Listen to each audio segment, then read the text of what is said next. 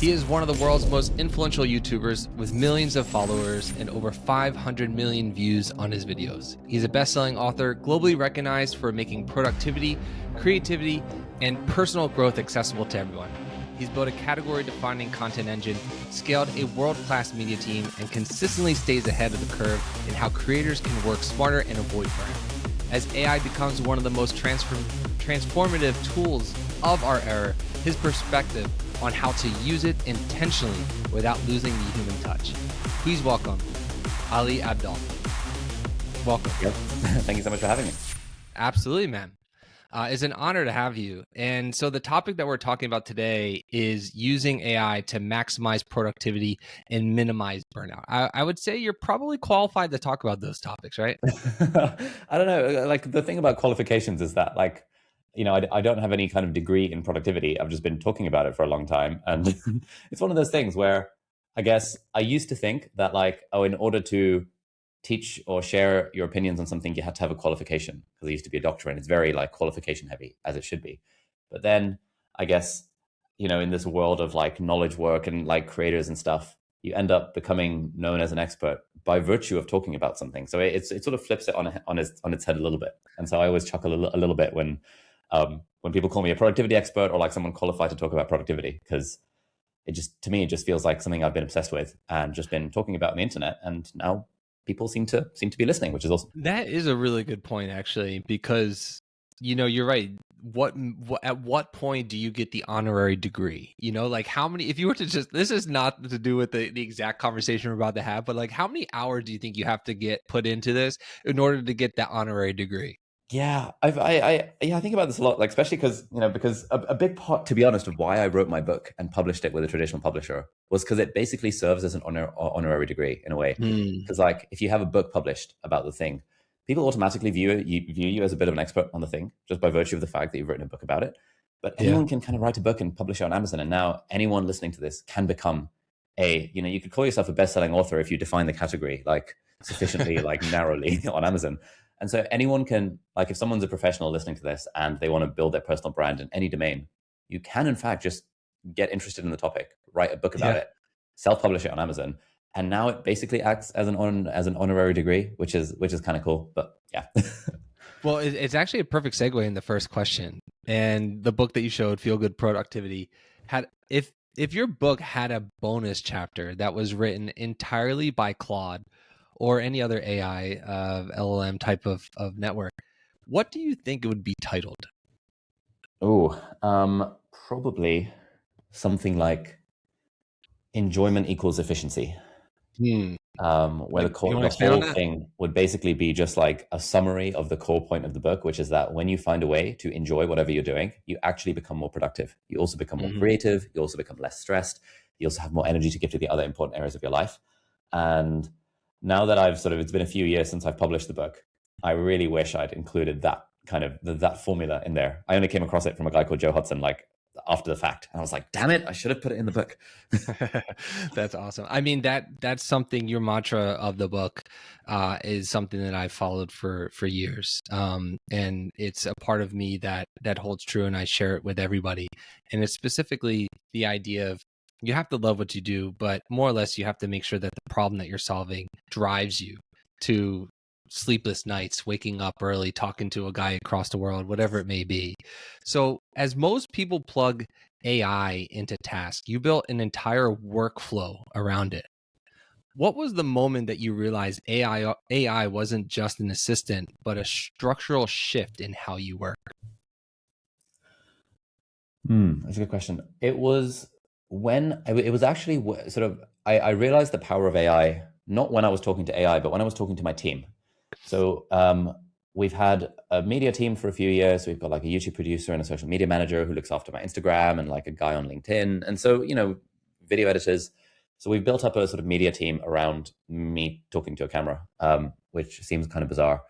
But a lot of what we kind of train our team on is basically following processes that, like, okay, this is the playbook for what makes a good Ali Abdaal YouTube video. It involves, you know, okay, like, if we really think about it, when it comes to the idea, like, an idea usually sparks from one of three sources. It's either me, or it's this external source or that external source. Then we generate like 10, 20 different title ideas. And then we try and approach it from different angles. And as I found myself like a couple of years ago training my team on this, it sort of made me realize that, wait a minute, the whole thing is basically just a checklist of instructions for a human to follow. And so every time a new AI model comes in, I always like to experiment with just basically giving that same set of instructions that a very highly paid person on my team is currently following, and giving it to the AI to see how much of that the AI can do. And we realized that an AI can't do these things fully autonomously, but it can certainly help the human be way more creative and come up with 50 different title ideas rather than just 10. And all of that stuff can be done in a fraction of the time. And so through the fact that I was sort of managing an employee and sort of training them on the job, I realized that actually I could do the same thing with an AI. And so now that's sort of like my thing, like trying to, as much as possible, replace aspects of the workflow that the humans in my team are following with AI. And I'm very grateful that my team as well is also on board with this, because they love the idea of being able to basically focus more on the creative stuff and focus less on like the box ticking that you kind of need to do if you're following a process. Do you feel like the team overall has become dramatically more efficient, or do you think it was a process and within a process in order to get them acclimated with it? Was there a learning curve? Yeah, definitely a learning curve. I wouldn't say like, because it's like we're in the business of creativity at the end of the day. And so like my dream was like, man, you could just ask the AI to do the thing and then we'd to be 10x more productive. But like actually taste is still the limiting factor. The AI can generate a lot of stuff, but I don't want stuff going out on my social channels that sounds like it was written by AI, or that feels a bit cringe, or like that I wouldn't actually say. And so my team's taste is still the bottleneck. And in any kind of system, if that's still the bottleneck, you can like have 10x more inputs, but that's still the bottleneck. And I don't want it to not be the bottleneck. I think it is good that every single thing we produce with AI has to go through the filter of like, yeah, but you know, do I actually vibe with this? Like, is this based on something that I actually believe, something that I actually said? We can take transcripts of YouTube videos and turn them into LinkedIn posts. And even then, there's always like weirdness that the AI puts in that still requires the human touch. And so that's why the team are still employed. So, Have you, I'm just out of curiosity, have you actually ever recorded a video and you used AI 100% and then got midway through and were just like, holy crap, like this isn't even usable? In the early days, I think when ChatGPT first came out, I was like, oh man, this is so good. I can just get the AI to write me a whole script. And I was like, great, AI, write me a script on blah, blah, blah. I did a few back and forth. And at first glance, it was a script that seemed reasonable. But the next day, as soon as I started recording it, I started to feel, oh no, like this is not right. I don't want to say it like this. Oh, I've just come up with this idea and that should go in the video. And it ended up taking me way longer to revise that script than it would have taken me to just make it myself, like raw dog style, right at the beginning. And so, yeah, I have like this sort of weird relationship with AI, which is, I don't know. I think like most entrepreneurs I know have this kind of relationship with it where we use it for a lot of stuff.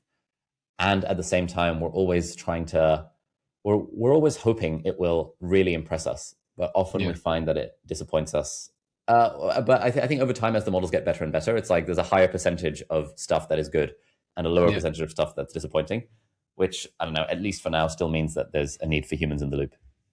Which is an amazing thing to hear. Yeah, you say that. And it's funny, out of all the people that we've interviewed, the sentiments more or less seem to be similar. Whereas, yes, it's great, it's amazing, and it can definitely change the world, but at the same time, we need the human creativity, the brain behind it. And it takes me to the question about your stack that you typically use. And I have it written down, so I'm going to at least see if it still holds true to this day. And you can tell me if there's something that's modified, or can even dive in a little bit deeper as to what you use and how you use it. But the things that I have are VoicePal, Grain, Super Whisper, Claude, Google Docs, Notion, Final Cut, which is a Fire Cut plugin, and Gamma, Yes. and also Loom. So could you just share a little bit more about the whole workflow and how that works for you, and what are some of the things that you've learned or expanded upon within that current stack? Yeah, absolutely. So if we zoom out a little bit, the way I think of, I guess all work is input, process, and output. You take an input like back in the day, it would have been like a tree. You process it, you do stuff to it, and then you spit out a desk or a chair or whatever the thing might be, right? And the reason that we get paid to do that work is because in the processing, we have added more value to the raw unit of input, right? So, I don't know, a tree,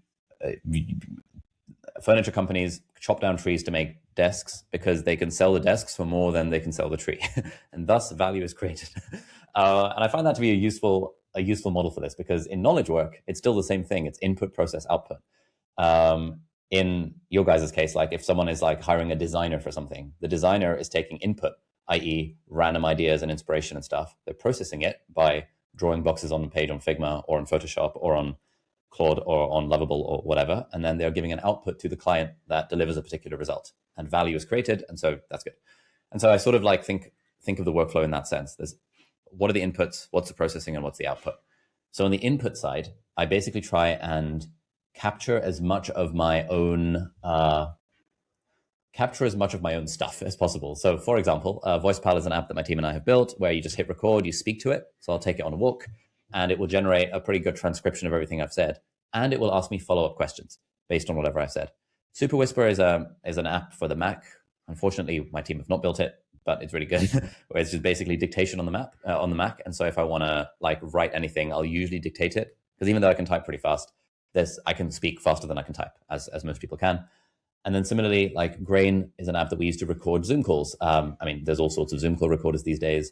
Loom, if I'm filming videos for one of our courses, Loom generates a transcript. So all of these things become raw input into the system. Then all of that input gets processed. And usually the thing I use for processing is Claude. I keep on experimenting with all the different stuff. Gemini recently came out with a new model. So I was like, okay, cool, let's experiment with that.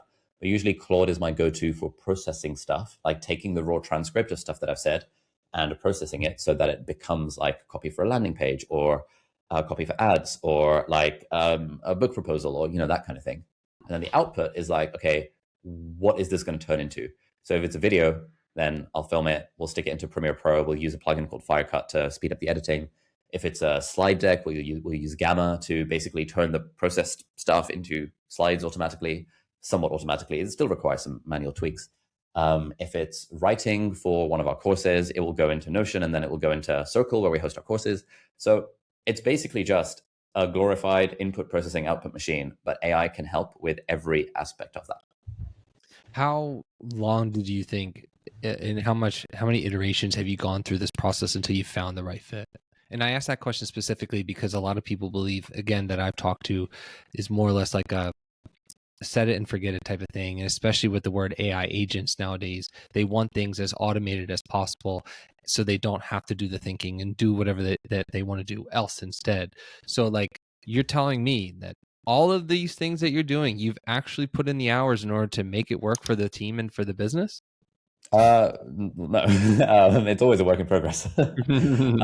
So this is the latest iteration of it, where those are the things. But literally 2 days ago, I was like, you know what? I should really upskill myself on these automations and things. And so I tried building one of these things into Slack as a Slack bot using N8N.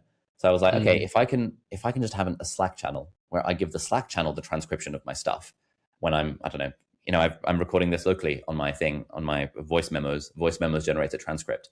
I would love to be able to just take that transcript, chuck it into a Slack channel.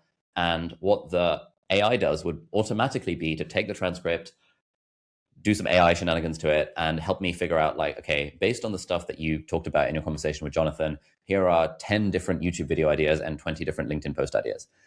And so I was trying to build that 2 days ago, and then spent an hour trying to literally connect the Slack authentication API to N8N and like smashing my head against the wall as to why it wasn't working, watching some tutorials and just like doing the thing. But this is kind of fun. It sort of reminds me of my sort of 10 years ago when I was into web design and messing around with like Laravel and PHP frameworks and all that crap. Of like, there's something really fun about like just building something and then finally getting it to work and like, yes, it worked. It printed hello world. So it's a constantly evolving process. And there are some people in my team that are like less on the ball with like doing the AI stuff. Some people that are very on it, like more so than I am, like they're building custom apps in Cursor to help make their job easier, which is amazing. So we've got kind of a range across the board. That's amazing. And so now I want to try and tell this story where it's the foundations, and then from the foundations, it's the execution, or the input, the process, and the output, more or less, based on the framework that you kind of discussed. But I think now that we have more or less a good baseline, the next steps is actually doing it. And the next steps is actually executing all of the frameworks that you've previously set up. So we have the conversations, we have the ideas, we have the input. So how do we allow ourselves to remain consistent? I mean, you've been doing this for over a decade, and you've consistently produced content that is incredible and engaging. How do you hold yourself accountable to that specific aspect of doing it consistently? Yeah, I would say the consistency is the hardest part. Over time, I've gotten to know a lot of other YouTubers, content creators, entrepreneurs, and at least everyone who is involved in sort of the creative aspect to some degree, like content, really, really struggles with the consistency, because you always feel like, what if I run out of ideas? And then if you don't run out of ideas, you're like, but what if the content becomes repetitive? And then you see comments on your videos being like, this stuff's like repetitive. And you're like, well, of course it is. Like, I mean, personal development, there's only so much you can really say before it starts to get repetitive. So I find that a lot of the challenge of consistency in the early days was about time management. It was about, like, especially when I had a real job, working as a doctor, working 60 hours a week. It's like, okay, how do I physically find the time or make the time out of the 168 hours that are in the week for me to squeeze in enough time to be able to, like, do the stuff? Over time, it's become, actually, it's still about time management to a degree, because now I run a business, and as you know, stuff just ends up filling your calendar and you don't know where it came from. You're like, okay, well, there's this fire and that fire. But actually, over time, I've realized a lot of it has become about, like, the emotions as well. For me, I didn't particularly struggle with, like, the emotional side of it in the early days, because I was having fun. I was feeling good about it. It was all an experiment. I didn't need the money. I was like, this is just a side hustle. But as soon as it became my main gig to, like, produce content, like, as my job, suddenly, like, the resistance, to use Stephen Pressfield's terminology, like, really started to ramp up. And I've heard this from, like, professional writers and stuff as well, that, like, when your job is to write, you'll do anything to avoid it. Whereas when writing is a nice little side hobby, you're looking forward to it. And so for me, it's now trying to figure out, like, how do I continue to show up and enjoy the thing that I actually do enjoy, but it does feel like a job at times, and I often feel like I don't want to do it. But it's like one of those things, like, we often feel like we don't want to do something. Like, yesterday I didn't feel like I wanted to go to the gym, but I'm glad I pushed myself for the first, like, 5 or 10 minutes, because then once I was there, it became fun, it became enjoyable. So that's like a lot of how I think about, like, negotiating with myself to stay consistent with stuff. I mean, that's great perspective. You mentioned a keyword that triggered my brain a little bit, which is putting out fires. And as a busy person, I'm sure you have the infrastructure and team set up in order to do a lot of this. But as a business professional myself, you're getting pinged and you're getting pushed in multiple different ways. And that's probably within the first, like, 5 minutes of you waking up and checking your phone for Slack notifications. How do you assess putting out a fire, and what is, like, a really big fire versus what is a fire that you don't mind actually panning off for, like, maybe an hour or day or a week or so? Yeah, this has been the ongoing challenge as the business has grown. Like, being okay with the fires burning, because there's always fires in every department of the business. There's, like, there are some fires that are like, whoa, like, the payment processing went down. This is, like, an actual emergency, because we can't accept payments. Like, all hands on deck. Yeah, you stop everything to fix that, for sure. Yeah, or if, like, Cloudflare is down, it's like the website's not working. It's like, God damn it, like, refreshing to be like. So there's those kind of fires that stop payments from coming in, which are really, really like, drop everything and, like, sort this out now. But then there's all sorts of minor fires, like minor optimizations, minor, like, well, in the content department, within Instagram, we could be better because of blah, blah, blah. Within LinkedIn, we could be better. Within YouTube, we could be better. It's like, so there's the optimization-y type fires. And as a entrepreneur, I'm sure you're the same way. We have, like, zillions of ideas, but our teams can only handle a very finite number of them at once. And so I think it's a quote from Jeff Bezos, which is, I have 100 ideas a day that could kill Amazon. And the discipline is in sort of releasing ideas at the appropriate cadence that the business can actually handle. Because certainly when I was more inexperienced in this, I would, I was all about transparency and authenticity and keeping it real with the team. And so I'd be like, guys, I've just come up with a new idea for this. Guys, what if we completely change direction? Guys, this is so exciting. And it took me ages to realize that the team does not actually appreciate that. What they want is strong and stable leadership where I have a vision and I stick to it. And it's taken me a while to realize that I cannot talk to the team about all my ideas. I should not talk to the team about all my ideas. That's what my coaches are for. That's what my friends are for. That's what my wife is for. But I cannot give the team more than they can handle, because then naturally they'll start to feel as if like the ground is shaking around them. For sure. Yeah. Very much so relate to that. And I'm a follow-up to that is actually, well, what happens when you first started the business and you started getting employees? What would you say is the amount of things on their to-do list, like from the beginning, or their job description? Do you feel like the job descriptions were much larger and the tasks that they were doing in the very beginning of your business were larger than they are today? Have you thinned them out a little bit? And what has your experience been in that regard? Yeah, so definitely in the early days, we hired generalists who were able to sort of do everything. And that was very useful at the time. But over time, as we've grown, the lesson we keep coming back to is that it's really hard for someone to focus on more than one thing. Even and so whenever we've been like, hey, LinkedIn and Twitter are kind of similar. So like, surely the same person who's managing LinkedIn can also be managing Twitter, right? Because it's the same kind of stuff, right? You just copy paste. Or like Instagram and TikTok, Instagram Reels, TikTok, YouTube Shorts. It's all the same sort of stuff. How hard can it be? Just copy and paste Instagram to TikTok. But what we have found repeatedly is that, yes, that might be true in theory. And yeah, of course, you can copy and paste an Instagram Reel and chuck it onto TikTok. But in order to seriously grow on a social media platform in 2025, it's just insane how competitive things have become, where it actually does take almost like a full-time level of focus to get full-time levels of results.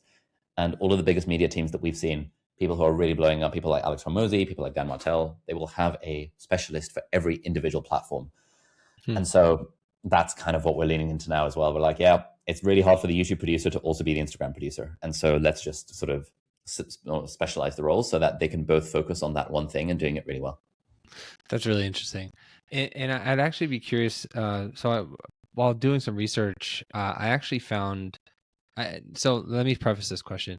I feel like we have a pretty good foundation in that regard too, but I want to move into the money making aspect of it, because I do think that's equally important. And obviously you have a YouTube channel that I would assume generates revenue from a lot of different areas.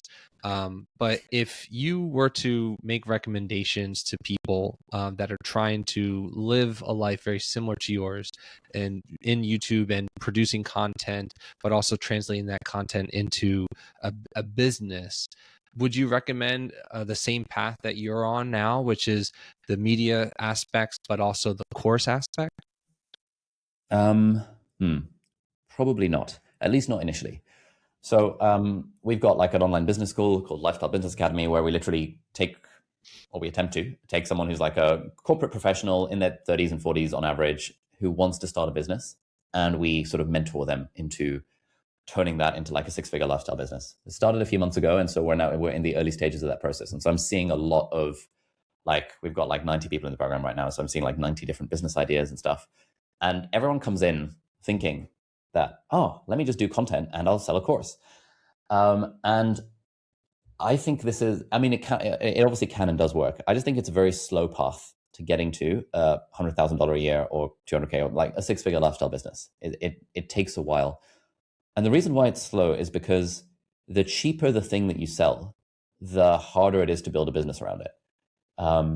Like back when I was a noob to the world of business, I thought that like, okay, surely it must be easier to sell lots of things for like $10 compared to small numbers of things for $10,000. Like I wouldn't even have been able to fathom like buying something for $10,000. Well, that's like a car, right? But what I realized over time is that you almost like, it's actually a lot easier to sell expensive things to small numbers of people compared to selling cheap things to large numbers of people, because the volume is the hard part. Like getting a customer is so hard that in order for you to succeed selling courses, which most people imagine to be like in the, $47 mini course, $200, $300 kind of course, that kind of thing. In order for you to build a profitable, sustainable business doing that, you have to have a lot of volume. And in order to have a lot of volume, you have to be really, really good and consistent at the content game. There's basically no other way to do it. Ads are becoming more and more expensive. Ads for low ticket products also arguably will work a lot less well. And so what I've been recommending to our students and kind of the path that they're following is actually going higher ticket. Like instead of thinking, what's the scalable course I can make on day one? What's the one-on-one, really expensive, high touch service that I can provide to my client based on my pre-existing professional skills? If I was maybe like an accountant in my job for the last 15 years, could I maybe become, I don't know, a fractional CFO or a fractional, what's it called, financial controller or something for multiple clients? Because the only really real difference between an entrepreneur and an employee is that an entrepreneur has more than one client and an employee has just one client who's their boss.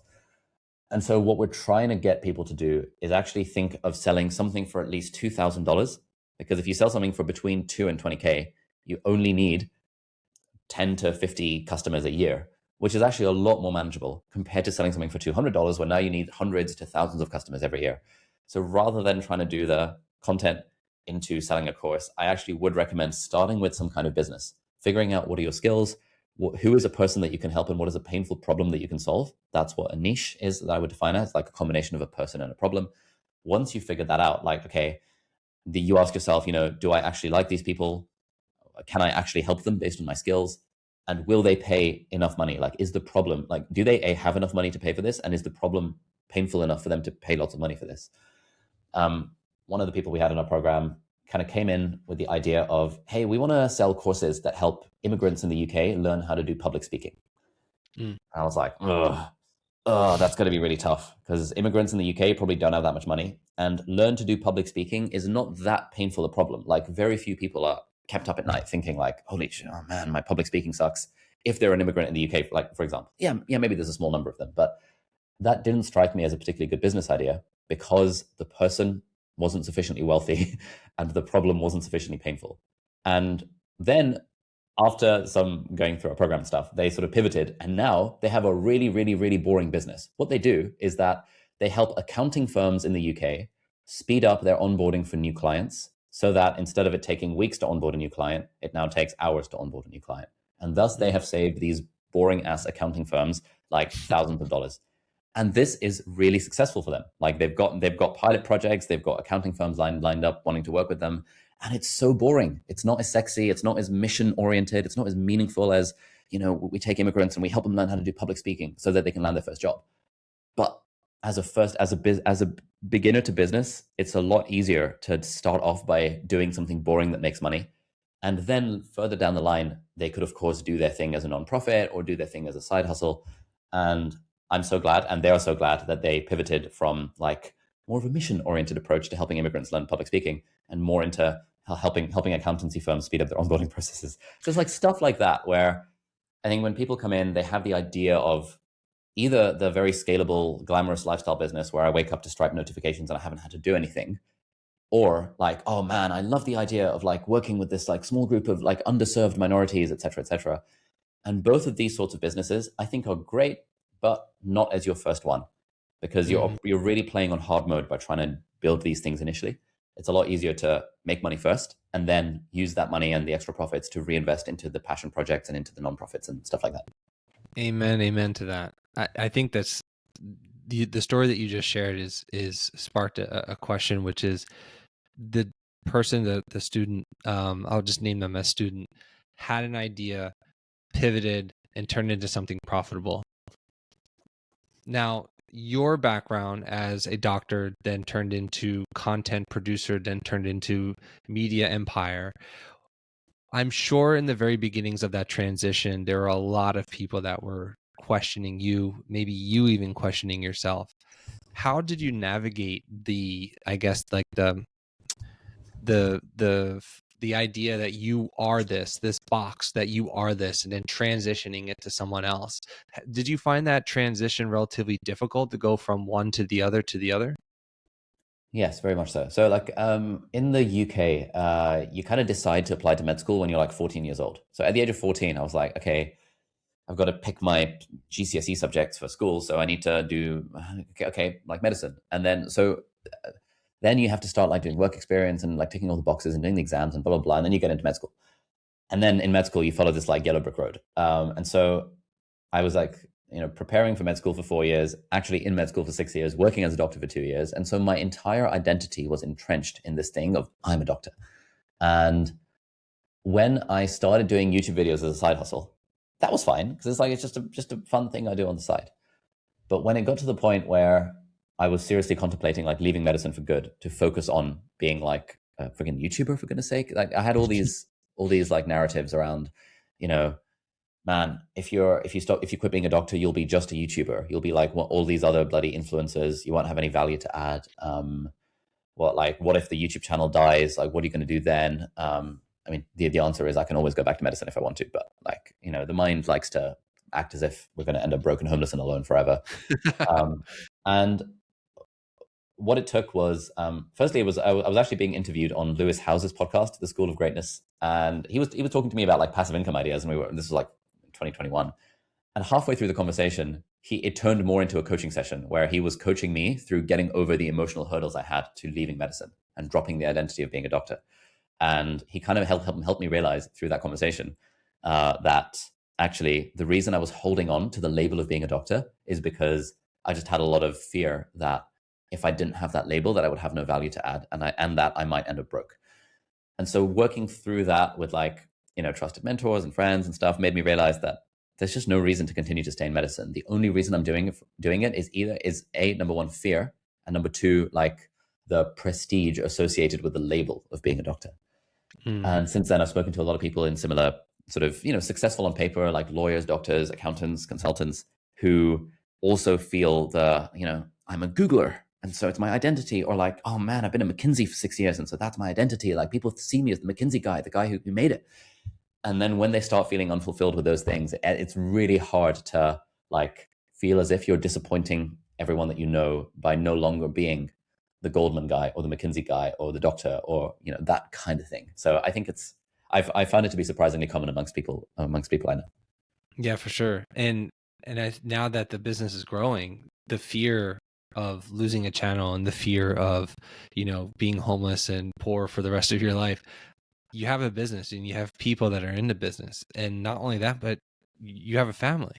So what are the thoughts and potential, if you dare to share the fears, how have they changed from the very beginning to where they are now? Yeah, so I think the fear is still there at the back of my mind of like, what if this all comes crumbling down or whatever. I've heard that fear never really goes away. I was reading Matt Mashari's book, The Great CEO Within, and he was like, yeah, up until you hit 100 million in liquid net worth, the fear is not going to go away. But I know people who are in 100 million liquid net worth territory, and they too are worried about losing significant chunks of wealth. So I'm like, when I read that in his book, I was like, okay, well, that just means this is. So there was this thing I was reading. Yeah, it's just like a sort of a gravity problem. It's like gravity is always going to be there. So like, what's the point of worrying about it? Like you just got to manage the fact that gravity exists. So don't freaking jump out of a building, right? So similarly, the fear of my business crumbling, I've recognized in myself as a fear that's always going to be there in the background. And so A, I try not to take it too seriously. But B, the big thing that I've learned over the years is that really the amount of money you make is just directly proportional to the skills that you have.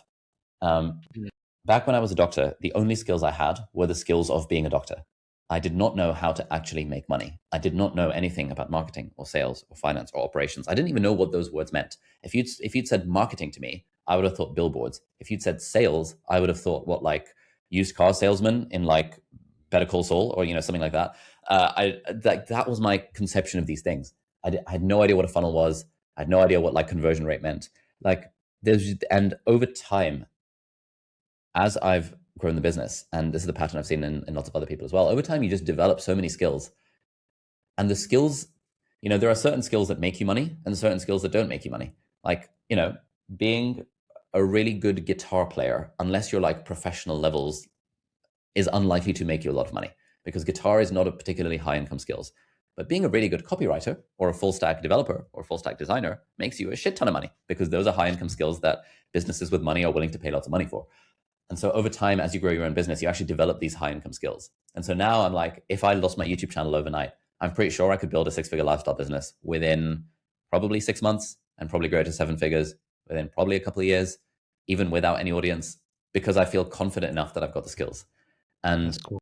this is one of the things that I find most interesting. Like when we have our students in our like online business school program thing, a lot of the times, sort of like, I think there's a phrase from Hormozy, which is that either your business is growing or you are. And so it's Mhm. like, if your business is flatlining because you're trying stuff and it's not really working, that's okay, because you are growing as a person. You are learning so many skills in that process of your business revenue flatlining. And so then as your business grows, you continue to learn skills. Every business grows and then plateaus, and then you level up as an individual. And it's like everyone who's like a second or third or fourth time entrepreneur, usually it's not their first business that made them super successful. Usually it's like business number 3 or 4 or 5 or 6, because in the process of making the first few businesses, they learned the skills. So now they're able to sort of speed run that part of the process. And so, we're not at 8 figures yet. We're somewhere between like 5 and 6 million in revenue each year for the last few years. And so I don't know what it takes to build a $10 million business, but I back myself to build another multi-6 or like low 7-figure lifestyle business if I had to. And I think that's purely because of the skills, and the skills are learnable. Anyone can learn the skills. It just takes a little bit of time, knowing how to talk to an AI and knowing how to watch YouTube tutorials and like doing the thing in order to learn the skills that can make you an income for the rest of your life.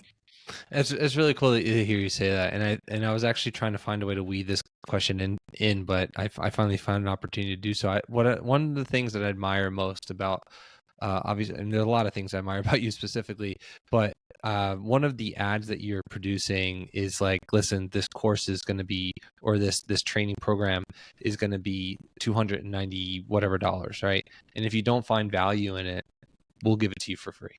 I don't know I don't remember the exact like nuances of it, but I love the idea of betting on yourself. And that's just a really cool thing to say, that not only do you say it, but you also preach it as well. Yeah.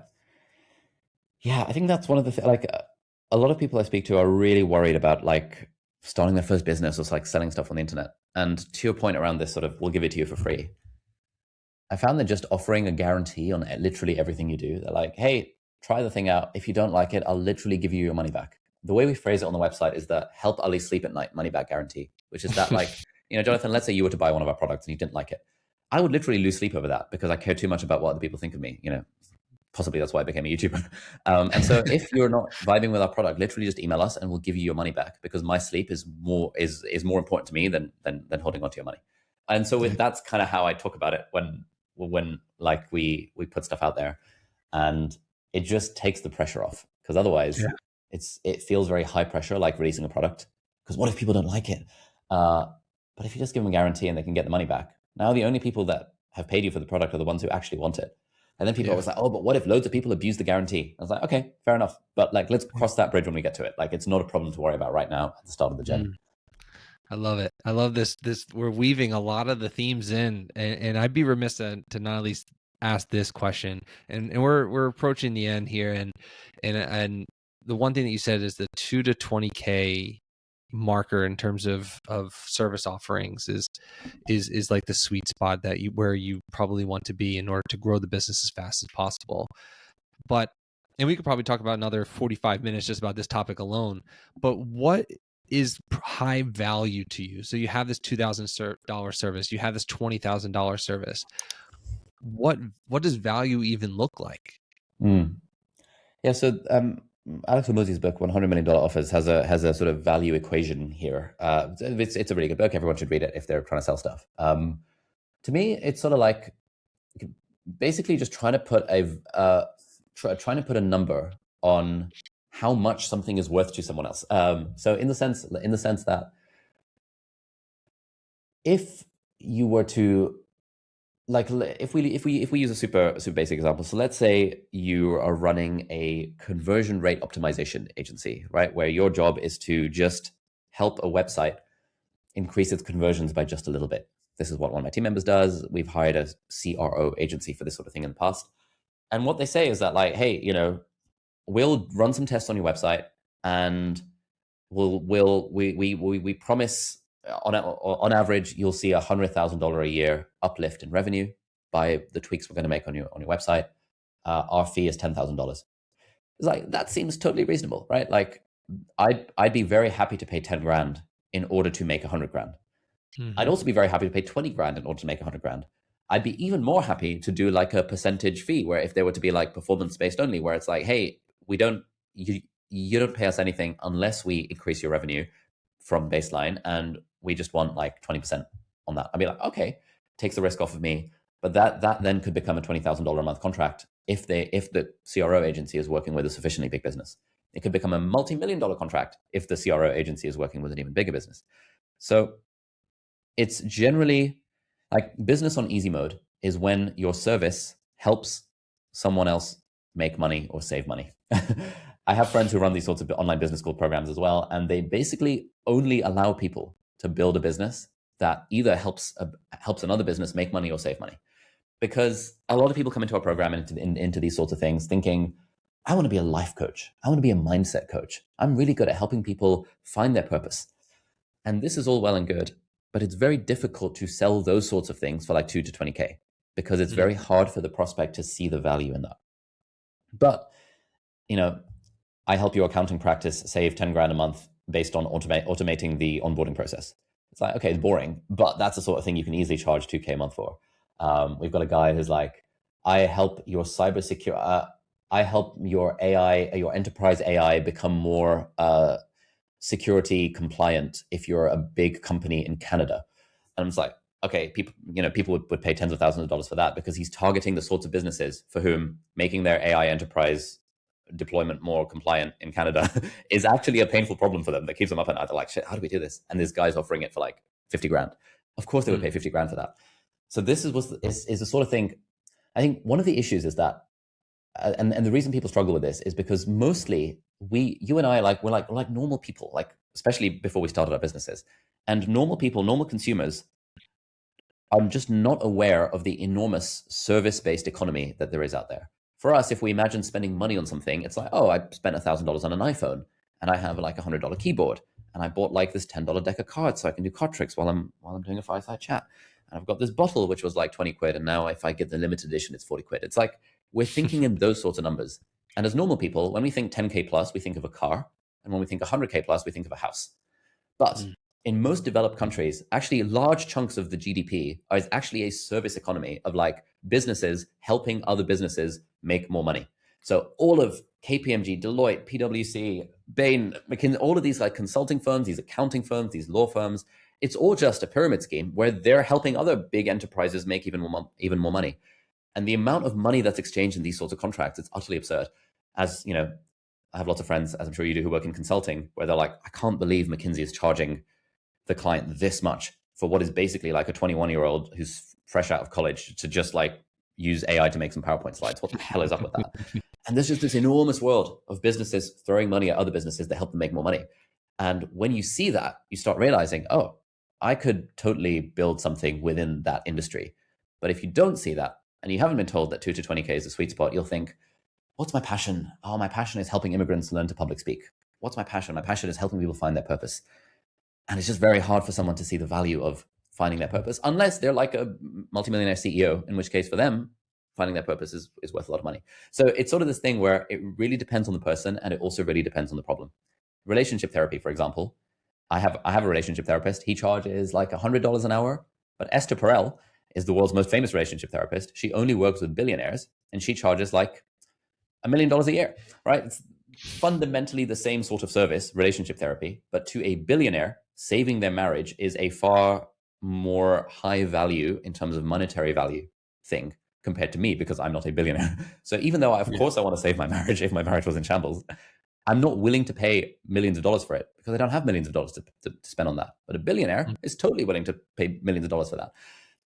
And it's just sort of thinking in these ways that I've learned over time has made me realize that, oh, actually making money is surprisingly straightforward, provided you can find a paying person, a person with money, and connect it to a painful problem that ideally helps them make money. That is when you're really operating on easy mode. But yeah, we can talk about this for hours on end. I truly, and an amazing conversation. And thank you so much for your time. I have to ask one final question for you, though. In Feel Good Productivity, you talk about work that energizes us. And now, as a father, what energizes you differently? And how do you design your systems, your creativity, and even your AI workflows around protecting time for your family? Yeah, it's a good question. So I basically live my life by my calendar. And so whenever I have a thing that is important to me, I've set a rule for myself that it has to go on the calendar. Otherwise, it's clearly not a priority for me. So I now have a daughter. She's like 8 months old, nearly 7 months old, something like that. Congratulations. And thank you. And I have decided that, every weekend on Saturday and Sunday, me and my wife want to take her for a little family outing. We'll strap her into the carrier and go for a little walk somewhere. So that's in the calendar for Saturdays and Sundays. We've decided that like 6 to 8 p.m. is going to be like family plus baby bedtime, plus like we all have dinner as a family now that she can sit on a high chair. So we're like, Cool. that's protected in the calendar. In the mornings, sort of 8 to 9 a.m. usually is like also baby breakfast time. So we try and stick her in the high chair and do some like feeding and stuff. So those are like the slots that are literally in the calendar. And then I'm kind of chill about the rest of it. But the challenge here is that, again, I'm sure you have this experience as well as an entrepreneur. Like there are always things that will want to encroach on those calendar blocks. Like there's always a thing where it's like, oh, like I really want to do this interview with someone, or I really want to do this thing, or I really need to sort out this urgent problem in the business. And it's very easy to be like, oh, but like 6 p.m. is the only time I've got available but that's in my block. So I used to try and be 100% about it. And then I realized that was unsustainable. So now I just aim for 80%. So as long as 80% of the time I am honoring the blocks of time I have in my calendar for health and for relationships, then we're probably good. And I don't need to think too hard about it. That's at least my current way of operating. I love it. And I have a slight follow up to that. And has your purpose and the goals of your business changed since you became a father? Which, by the way, I have to at least show and share. I too have a 14-month-old who's currently sleeping, and I understand Congratulations. Thanks, man. And I asked that question selfishly because of me being a father, and I would love to get your perspective on that one as well. Has the goals and has the purpose changed since becoming a father? So before being a father, I had sort of stopped caring about making more money because I was like, our business does a couple million in profit every year. I mean, that's more than enough. Like what, I don't really buy expensive things. Like this is a good place to be. But now since having a kid, and we live in Hong Kong, which is like one of the most expensive places in the world, I'm like, man, there's more of a reason to grow the business now because like, hey, actually, we'd quite like to have a garden. How rich do you have to have a garden in Hong Kong? You've got to be a freaking decamillionaire to have a garden in Hong Kong. Okay, let's go. It's like it like gives a reason to grind. I don't know if you found that. Like, what's been your experience? Oh yeah, man. Like I'm like 80 miles an hour in the left-hand lane and just cruise. Like I need to get there. Like the goals are so much more serious now, and like the escalation and the speed and the thinking is so much, for me at least, has been extremely more clear, because it's like, no, I have a child, I have a family, like I care about what she thinks about with me. I want her to be proud of what I'm doing. So yeah, man, like that, it amplifies everything. That's just my opinion. Yeah, in my perspective. Yeah. There is something the thing I struggle with on this front though sometimes is like, let's say it's a weekend and I've got my time blocked to be like, okay, let's take the baby for a walk. But like, it's not that fun taking the baby for a walk. Like, she's fun at this age. She's fun for like maybe half an hour, and then she'll start to wail and start to moan, and then it's like, oh, we should probably go home. And it's like, it's quite a lot of faff. You got to pack the bottle. Or I could spend the next few hours on my computer making more N8N automations to speed up the customer success part of our business, and that would help us make more money. And then I think, but what am I doing this for? Like, okay, let's say the business does get to 10 million. What do I do on a weekend? Will I still be like, I should make more automations to make more money? Or will I actually be glad that I'm being present with my daughter here? Because I think this is one of the curses of being an entrepreneur. Right? Like if I hated my job, I'd be like, oh, it's easy. I value the family more. But I really freaking love this stuff. Like it's so fun. And in many ways, it's more fun grinding on work than it is dealing with a crying baby. And so it's always it feels like a little bit of a tension for me right now. I don't know if you have that at all, or if you're just much more enlightened. No. I mean, I can relate to that very much so. It does. I will say it gets different, right, as they grow. But I would say for the most part, I think more philosophically about it. Like, you know, one thing that's really important to me, which by the way, we don't have to put most of this in the actual me. We're gonna edit this. Oh, sure. I mean, we If you totally can. want I to. don't mind. But if Oh, yeah, well, okay, whatever's cool, useful cool. for the audience. Yeah. Awesome. No, that's great. I mean, it was a self-serving question, to be honest with you, but I want to at least just answer it fully. She's 14 months, so about to be 15 months. I would say it gets so much more different because she's walking now and she's Oh, like screaming and she wants to listen to Taylor. Like, I don't know why, but she wants to listen to Taylor Swift all the time. So now she's like pointing at, like, I have a speaker over here and she's like, yeah. ah, I'm like, okay, I guess we're gonna have a dance parties. Like that's just it. So it's like, you know, it's different. And then it's like when they're not interacting, that was my perspective. But then when you are interacting with them and you can like we taught her sign language. So she's like, you know, milk, please. And I'm like, well, yeah, I'm going to give you milk because you're the cutest kid on planet Earth and you need milk because you asked nicely. So therefore, like the perspective like changes slightly, but not because I still think about it. I have the time blocks like you, but when they're in the room talking to you more or less, personally, I found it being different. Nice. Yeah, that is what I've heard from most dads as well, that like it gets more fun the more interactive they get. Yeah. So I'm looking forward to that. Should be interesting. And I'm looking forward to hopefully having a follow up on that because you know, the purpose I think for me has changed dramatically because I've always wanted a successful business and I always had a definition of what success was to me, at least, right? But then when the baby and the kid and the family start to grow, it just changes and amplifies it in a way where it has to be done no matter what. You don't have an excuse, right? The excuses, like you have no excuses. You have to do it. And so it's I'm happy to hear that has changed for you as well. Yeah, we'll see how it evolves over time. Cool. So we have to find a way to end this thing. Is there anything that you want to add on to anything that I kind of asked about as we to close out this chapter? Yeah. I can ask any question. Sorry, I've got a final thing. I guess sort of one thing to leave people with. This is something that I'm actively thinking about a lot. Is, you know, we've talked a lot about productivity, about AI, about like, you know, the nerds like us who are into talking about this stuff. I find that for me and people like me, we often tend to be quite like goal oriented in like, okay, we gotta like that's the place we want to get to, and it's so easy to underestimate like the enjoyment of the journey along the way. And it sounds super freaking cliche of like, you know, the journey is the destination, but it really is. Like, you know, I've been tracking my own, you know, people like that whole thing of like how much money do you need to be happy, etc. I've been tracking for the last like 8 years, like my satisfaction levels with my YouTube subscriber count.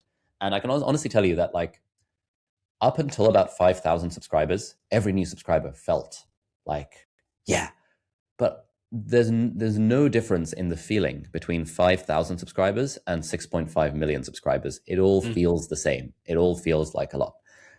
And so whenever I'm like, quote, grinding on the business or like working on the business and stuff, I try my best to stop and remind myself that like, hey, I don't need to do this. The goal is to enjoy the process. I literally have it on my phone wallpaper. What would this look like if it were fun? Like the whole point is to enjoy the process. And that's just too easy to forget. And it's like a lesson I need to keep reminding myself of, which is why I hope the more I preach it, the more I'll actually start taking that advice myself.